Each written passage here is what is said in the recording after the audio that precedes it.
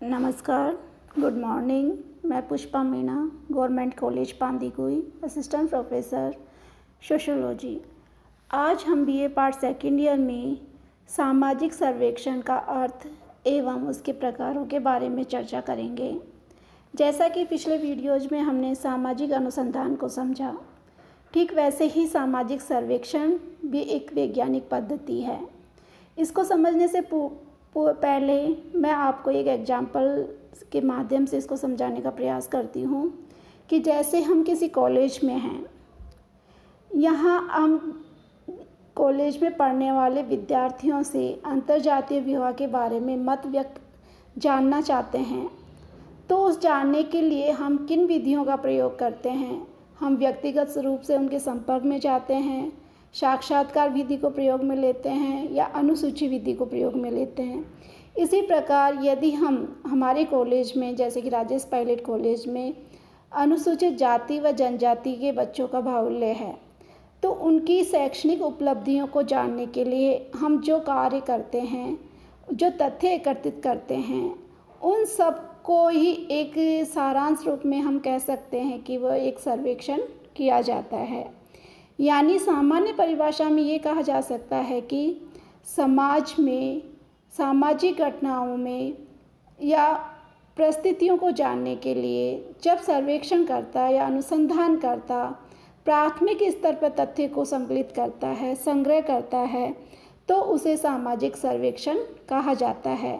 यानी समाज में अध्ययन करने की एक वैज्ञानिक पद्धति जिसके द्वारा सामाजिक तथ्यों को एकत्रित किया जाए, वो आपका सामाजिक सर्वेक्षण कहलाता है।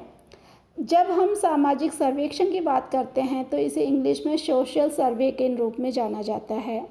यानी सर्वे का शाब्दिक अर्थ दो शब्दों से मिलकर बना है, सर्व एवं वेरियर।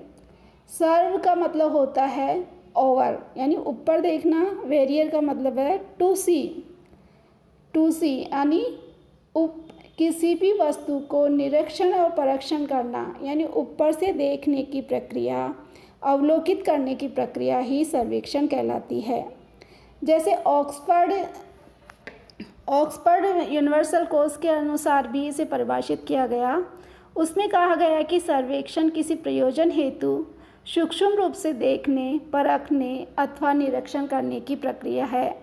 इसी प्रकार वेबस्टर कोर्स में सर्वेक्षण का अर्थ सही सूचना प्राप्त करने के उद्देश्य से किए गए आलोचनात्मक निरीक्षण को बताया गया है। यानी जब हम इसको सामाजिक क्षेत्र में प्रयोग करते हैं, यानी अन्वेषण या खोज की एक ऐसी विधि जिसके द्वारा सामाजिक घटनाओं को देखा जाता है, समझा जाता है और उसके आधार पर तथ्य संकलित किए जाते हैं, सामाजिक सर्वेक्षण कहलाता है।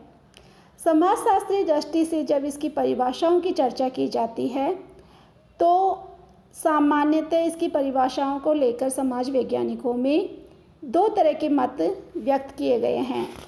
क्योंकि शुरू में जब समाजशास्त्र को एक अलग विषय के रूप में 18वीं शताब्दी में स्थापित किया गया, तब समाजशास्त्र को केवल एक समाज में जो व्यापकीय समस्याएं हैं उनका समाधान ढूंढने का एक साधन माना गया था।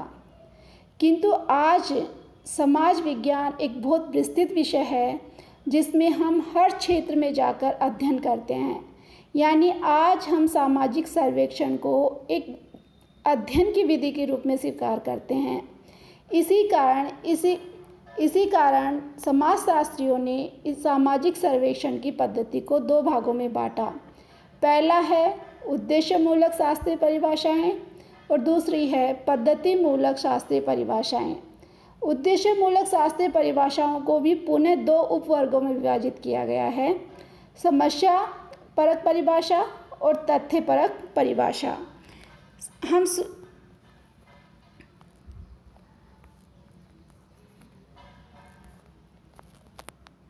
हम प्रारंभ में उद्देश्यमूलक शास्त्रीय परिभाषा को समझेंगे।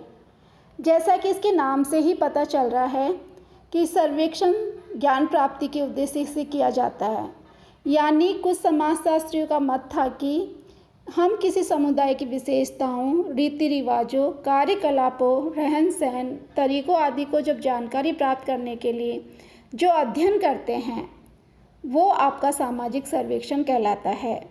किंतु कुछ समाजशास्त्रियों का मानना था कि केवल नए ज्ञान की प्राप्ति के लिए ही सामाजिक अध्ययन नहीं किए जाते, बल्कि उस समाज में कोई समस्या व्याप्त है तो उसका समाधान किया जाना चाहिए, उसके निदान से संबंधित योजनाएं विकसित की जानी चाहिए।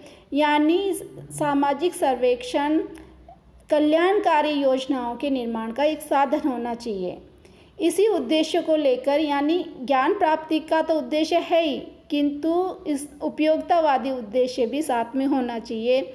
इसी को लेकर उन्होंने समस्यापरक परिभाषाओं के रूप में विभाजित किया और दूसरा है तथ्यपरक परिभाषाएं।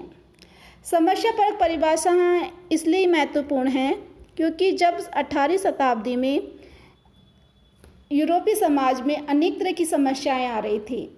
18वीं शताब्दी में यूरोपीय समाज एक परिवर्तन के दौर से गुजर रहा था, जिसमें औद्योगिक क्रांति महत्वपूर्ण थी, वैज्ञानिक क्रांति महत्वपूर्ण थी और इन क्रांतियों ने समाज में एक आमूलचूल परिवर्तन ला दिया था।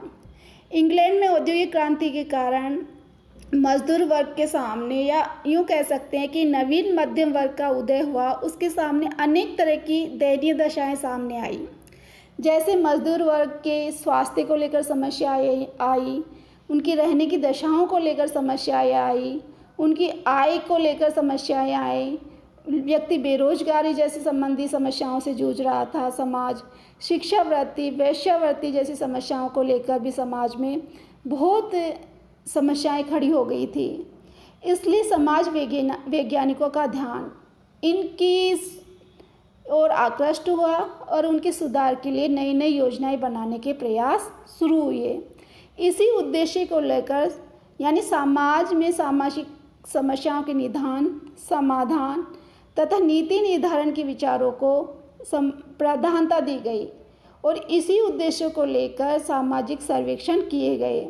इसी को परिभाषित करते हुए बर्गेस बड़े अच्छे तरीके से समझाते हैं। समाजशास्त्री बर्गेस के अनुसार सर्वेक्षण किसी समुदाय की दशाओं एवं आवश्यकताओं का एक वैज्ञानिक अध्ययन है। यानी हम जिस समुदाय में रहते हैं उसकी क्या दशाएं हैं और उस समाज में रहने वाले मानवों की क्या आवश्यकताएं हैं, उनका हमें वैज्ञानिक अध्ययन करना चाहिए, जो सामाजिक प्रगति का रचनात्मक कार्यक्रम बनाने के उद्देश्य से किया जाता है। यानी समाज किस ओर जा सकता है, समाज में प्रगति किस तरह से लाई जा सकती है, उसका रचनात्मक कार्यक्रम समाज शास्त्रियों द्वारा प्रस्तुत किया जाना चाहिए। इस तरह के उद्देश्य से जो सर्वे किए गए उनको उन्हें समस्या मूलक सामाजिक सर्वे की संज्ञा दी। इसी चीज़ को, जैसा कि मैंने पहले बताया था कि उद्देश्य मूलक परिभाषाओं में समस्या मूलक परिभाषा और तथ्यपरक परिभाषा दो उपवर्गों में बांटा है। तथ्यपरक परिभाषाओं को महत्वपूर्ण मानने वाले वैज्ञानिक मानते हैं कि सामाजिक सर्वेक्षण का उद्देश्य केवल विशेष दशाओं का अध्ययन करना ही नहीं होता, बल्कि समाज में सामान्य सामाजिक घटनाओं का अध्ययन करना भी आवश्यक है। उनका मानना है कि असामान्य दशाओं के साथ साथ सामान्य दशाओं का अध्ययन भी समाज में किया जाना चाहिए। इसी को महत्वपूर्ण मानते हुए समाजशास्त्री एफ वेल्स के अनुसार साधारणतः सामाजिक सर्वेक्षण को किसी विशिष्ट प्रदेश में रहने वाले व्यक्तियों के समूह की सामाजिक संस्थाओं एवं क्रियाओं के अध्ययन के रूप में परिभाषित किया जा सकता है। यानी सामाजिक सर्वेक्षण किसी विशेष भौगोलिक क्षेत्र में रहने वाली किसी विशिष्ट इकाइयों के सामाजिक संस्थाओं व क्रियाओं का एक वैज्ञानिक अध्ययन है।